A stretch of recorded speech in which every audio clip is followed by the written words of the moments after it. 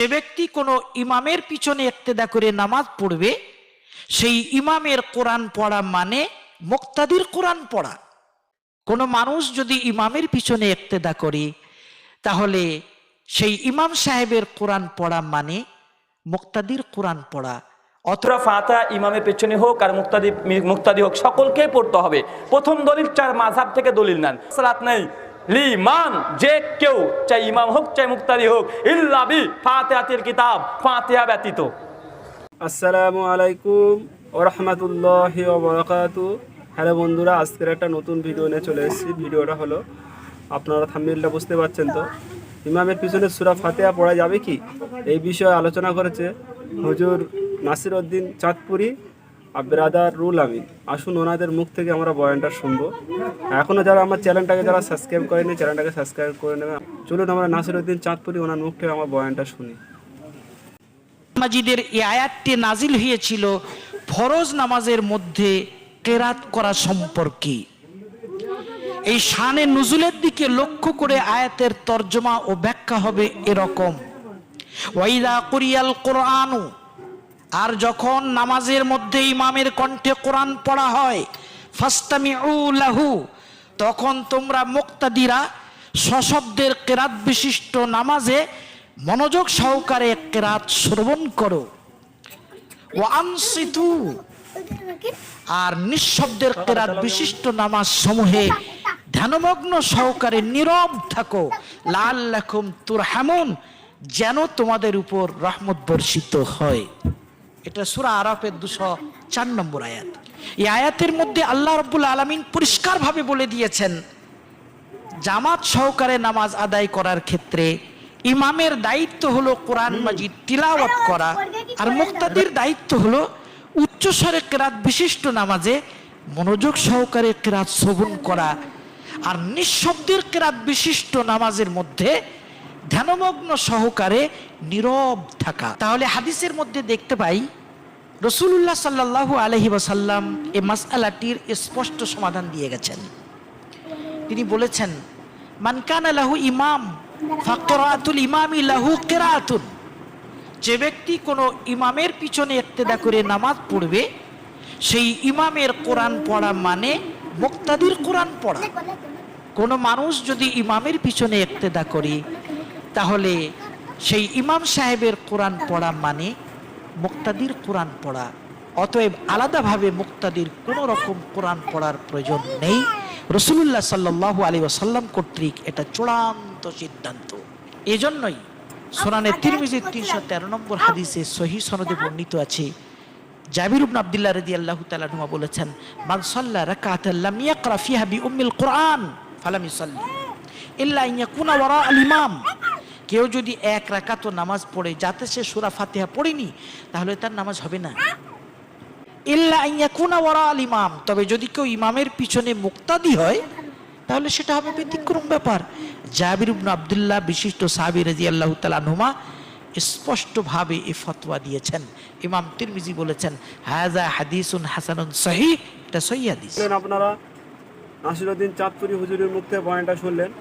আসুন এবার আমরা শুনি ব্রাদার রুল আমিনের মুখ থেকে বয়ানটা। ফাতিহা ইমামের পেছনে হোক আর মুক্তাদি হোক, সকলকেই পড়তে হবে। প্রথম দলিল, চার মাযহাব থেকে দলিল নেন। প্রথম, ইমাম আবু হানিফা রাহিমাহুল্লাহ, জন্ম 80 হিজরি, মৃত্যু 150 হিজরি। 2, ইমাম মালিক 93 হিজরিতে জন্ম, 179তে মৃত্যু। তিনি বলছেন, যেসব নামাজে শোনা যায় ওখানে পড়ার দরকার নাই, যদি শোনা যায় না সেগুলোতে পড়ো, মানে আটখানা মাসালা আছে যে পড়তে হবে। 3 নম্বর, ইমাম শাফিঈ, 150 জন্ম, 204 মৃত্যু। তিনি বলছেন ইমামের পিছনে মুক্তাদি সূরা ফাতিহা পড়বে, এটা ওয়াজিব, না পড়লে নামাজই হবে না। ইমাম আহমদ বলেছে যে ইমামের মুক্তাদি সূরা ফাতিহা পড়বে, এটা উত্তম মুস্তাহাব, মানে 4 ইমামের মধ্যে 3 ইমাম বলছে পড়তে হবে, 1 ইমাম বলছে পড়তে হবে না। ইমাম আবু হানিফা রাহিমাহুল্লাহ আর তাজ্জুব হয়ে যাবেন। ইমাম আবু হানিফা বলছেন নামাজে সূরা ফাতিহা মুক্তাদিকে পড়তে হবে না, তো তার উস্তাদ আতা বিন আবি রবাহ রাহিমাহুল্লাহ 110 হিজরিতে মৃত্যু। তিনি বলছেন ইমামের পেছনে মুক্তাদি সূরা ফাতিহা পড়বে। ইমাম আবু হানিফার 2 জন ছাত্র, ইমাম মুহাম্মদ হাসান বিন সাইবানি 181 হিজরিতে মৃত্যু। তিনি বলছেন যে ইমামের পেছনে মুক্তাদি সূরা ফাতিহা পড়বে, এটা মুসনাদ হাসানা, বাংলাদেশ ইসলামিক ফাউন্ডেশন হেদায়া, প্রথম খণ্ড, কিতাবুল কিরাত অধ্যায়, পৃষ্ঠা নম্বর 79, শেষ 3টে লাইন পড়েন, স্পষ্ট ফতোয়া মওজুদ আছে। ইমাম আবু হানিফার আরেকজন ছাত্র আব্দুল্লাহ ইবনুল মুবারক রাহিমাহুল্লাহ 181 মৃত্যু, তিনিও বলছেন ইমাম হাসান মুক্তাদি সূরা ফাতিহা পড়বে।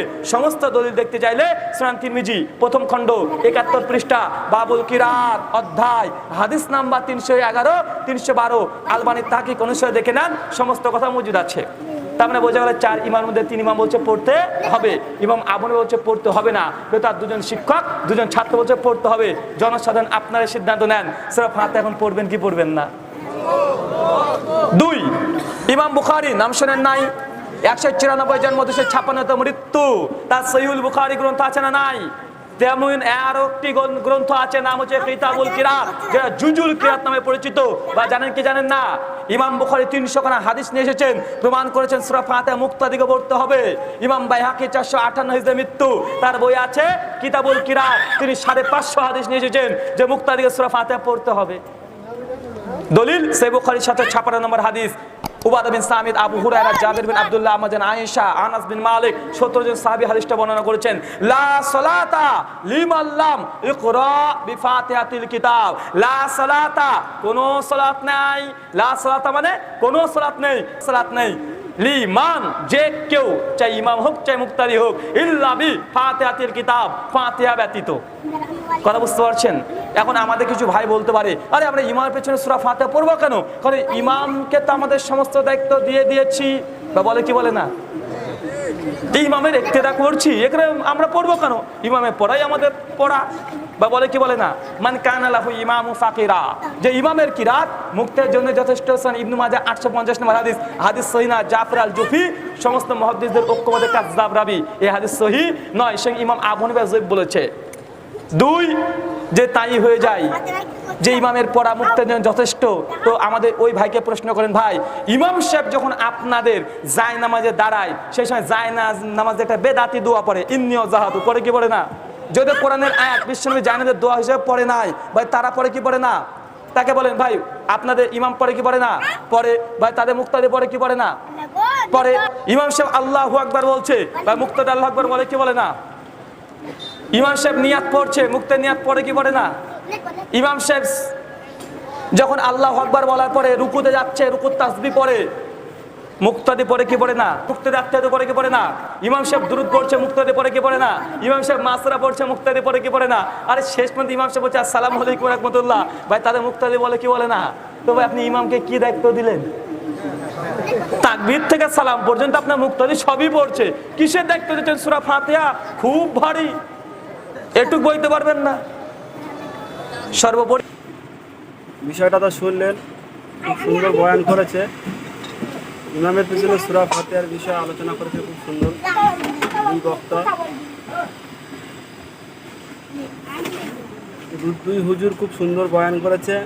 আর এরকম সুন্দর সুন্দর ভিডিও পেতে আমার চ্যানেলটাকে সাবস্ক্রাইব করবেন, আমার পাশে থাকবেন, আর কমেন্ট বক্সে জানাবেন যে কোনটা সঠিক।